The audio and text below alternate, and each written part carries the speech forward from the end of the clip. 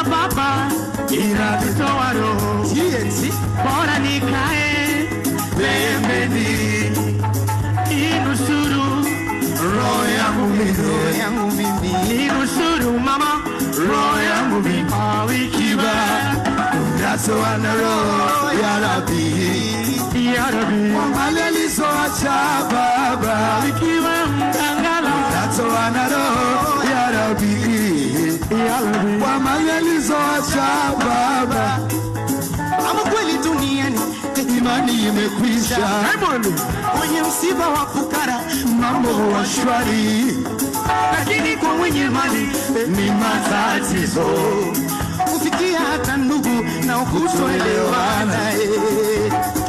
Natoa roho ya Rabbi kwa mali alizoacha baba. Oh ya Rabbi, natoa roho ya Rabbi kwa mali alizoacha baba. Binadamu siku hizi hawamuogopi Mungu.